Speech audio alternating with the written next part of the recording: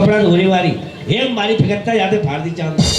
हाँ तो भैया भेद इनको बता देना चाहिए, इनको बता देना चाहिए कि कौन से अकाउंट में कितने रुपए हैं। हाँ। नहीं तो महाराज ये मारो कह कह के ही तहाने मार मार के शुगर कर देंगे। और महाराज हाँ। जब विवाह होता है ना, तो विवाह होता है तो फेरे में यही बताया जाता है क्या कि आपके अकाउंट में जितने रुपए हों हाँ। मुझे बताना पड़ेगा, तब मैं आपके साथ फेरे लूंगी।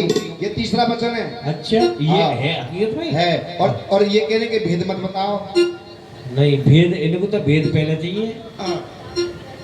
चाहे भैया कितना बैरी हो उसे भेद छुपाना ना चाहिए।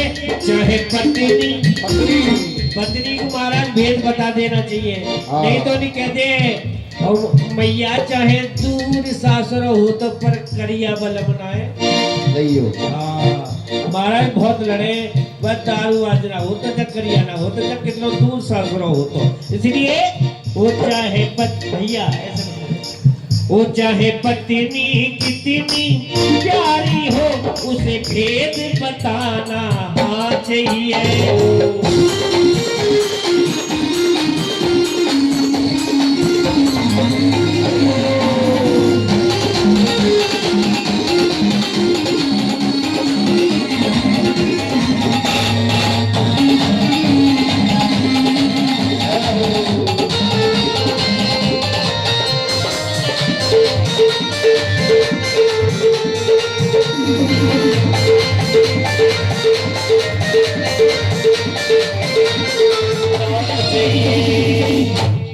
बोले वृंदावन बिहारी लाल की जय। चल दो। फिर पछताना ना चाहिए। भेद बताओ फिर पछताना ना चाहिए। हाँ बोलो। अम्मा पता है क्यों कह रही है? इनको तजुर्बा है। अम्मा है कि 60 साल तो शादी है। इन्हें पता है भेद छुपावे। अगर किसी ने छुपा लिया भेद नहीं बताया फिर पछतावे, तब बाद में पछतावे। पहले ही बता दिए तो कम खोपड़ी तो ना भूल दी। सही बात है अम्मा, ठीक कह रही हो तुम। भाई एक बार चेक कर लगाओ। बोल बाकी महलाल की। कहते हैं आज उत्तानपाद ने सुरुचि से कहा, हे देवी ये मेरी पहली पत्नी है, इनका नाम सुनीति है। सुनीति उस समय गर्भवती थी। दूसरी पत्नी ने कहा, सुनो महाराज, या तो आप पहली वाली को रखो या मुझे रखो, या पहली वाली को निकाल दो या मुझे निकाल दो, एक काम करना है। अब दूसरी पत्नी जो थी, जो पहली पत्नी थी जिसका नाम सुनीति था, वो गर्भवती थी और बहुत सुंदर व्यवहार करने वाली, बहुत सुंदर लक्षण थी। सुलक्षण जिसे कहते हैं, बहुत सुंदर लक्षण वाली थी। छोटी पत्नी के प्रति ज्यादा आकर्षण था, इसलिए राजा ने बड़ी पत्नी को त्याग दिया। और आज सुनीति गर्भवती थी। एक पर्ण कुटी बना करके, पर्ण माने पत्तों की कुटिया बना करके उसमें रहने लगी और उन्होंने वहां पर एक बहुत सुंदर पुत्र को जन्म दिया।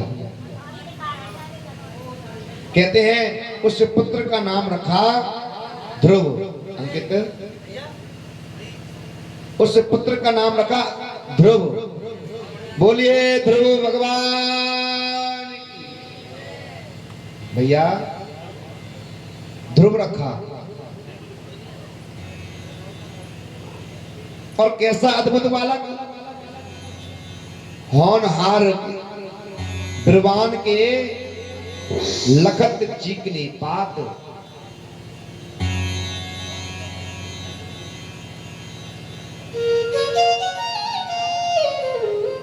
माता सुनीति के मन में,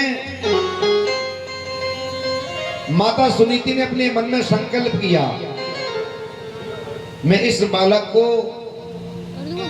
इतना यशस्वी, इतना तपस्वी, इतना तेजस्वी, इतना मनस्वी बनाऊंगी कि इस बालक के साथ साथ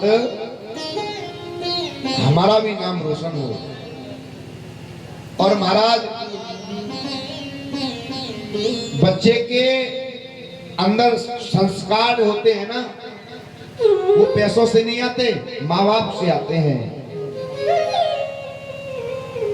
माता सिखाती है कि ये तेरे पिता है, बेटा उठ करके पिताजी के पैर छुओ। ये तेरे बाबा हैं, बेटा पैर छू के राम राम कर। बेटा तेरे मौसा जी हैं ये, तेरी मौसी हैं ये, तेरी बुआ हैं ये, तेरे चाचा हैं ये, इनके उठ करके पैर छुओ। और एक बात और बेटा, जब तुम स्कूल जाओ ना, तब जो भी रास्ता में मिले तो हाथ जोड़ करके सबको राम राम करके जाना। जब तुम सुबह सुबह अपनी चारपाई से उठो तो उठ करके अपने पिताजी के, मेरे, अपने बाबा के, अपनी अम्मा के पैर छूकर नमस्कार करना, ये संस्कार होता है। और माता पिता यदि दूसरे को काय को राम राम ना करे ना, तो फिर वो अपनी संतान को राम राम करना भी नहीं सिखाते। माँ के अंदर संस्कार नहीं तो अपने बच्चे को संस्कार क्या देगी? पिता के अंदर संस्कार नहीं है तो पिता क्या देगा? एक बात ध्यान रखना, माता घर पर रहती है और माता घर पर रहती है तो माँ संस्कार दे सकती है। पिताजी तो कभी यहाँ है तो कभी वहां।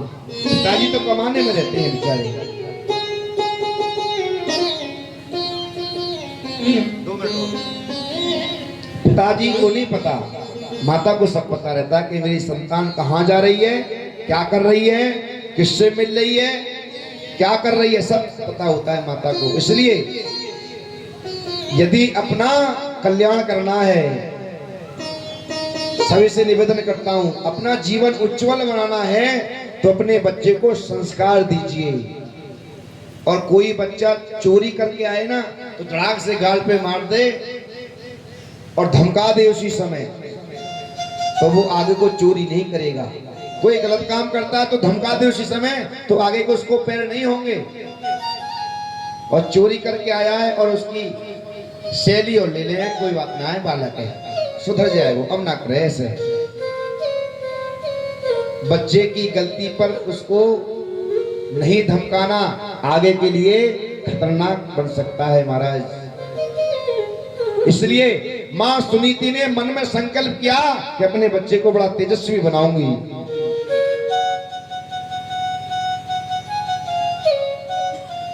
अपने छोटे से बच्चे को लेकर के कहां जाती? जहां पर संतों के यहाँ पर सत्संग होता था। छोटे से ध्रुव जी को लेकर के सत्संग में जाती, सत्संग सुनाती, जब आती तो महाराज सारा काम करती और अपने बच्चे पर ध्यान देती।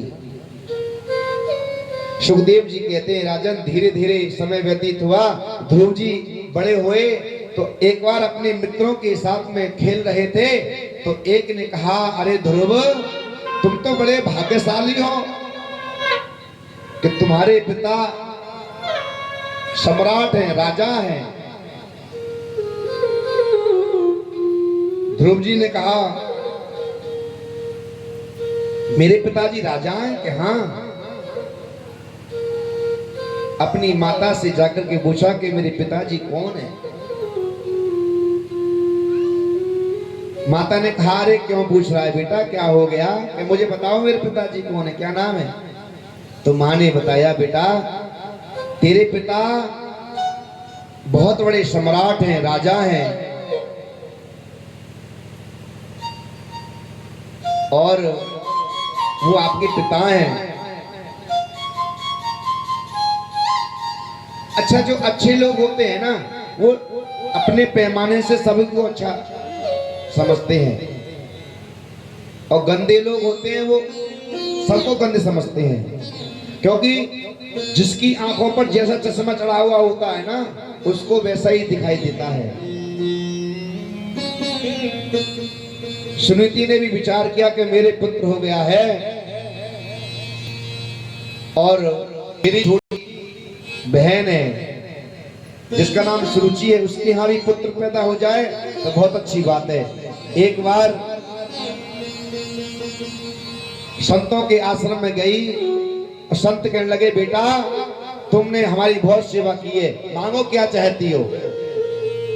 संत भगवान के कहने पर सुनीति ने कहा, हे महाराज, मेरा बेटा अच्छे संस्कारों पे जाकर के हमारा नाम रोशन करे, और दूसरा मैं हाथ जोड़ करके निवेदन करती हूँ कि जैसे मेरा बेटा हो गया है ना, ऐसे ही मेरी जो छोटी बहन है सुरुचि, जो मेरी सौत है, मैं चाहती हूँ कि उसके यहाँ भी एक पुत्र पैदा हो जाए। एकदा सुरुचे पुत्र मंक मारो पे लालयन, उत्तमम नारू छंतम ध्रुवम राजा भे नंदत।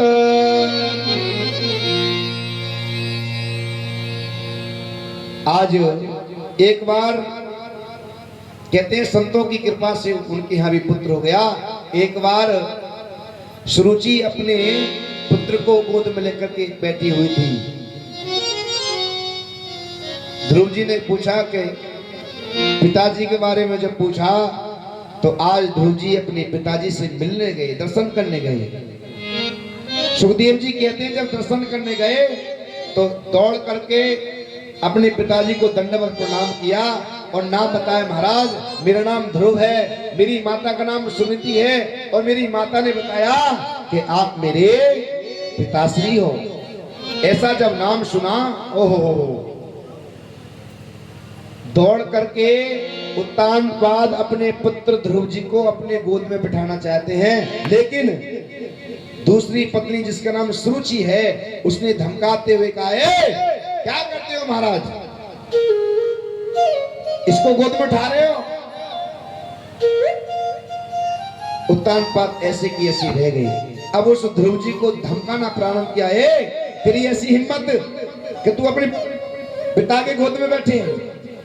अरे जा, तुझे अपने पिता के गोद में बैठना है ना, तो सबसे पहले इस संसार में जा करके कहीं भी जाकर मर जा, कहीं भी जाकर के मर जा, और जब तू दूसरा जन्म मेरी गर्भ से लेगा ना, तब तू अपने इसी पिता की गोद में बैठने का अधिकारी होगा। से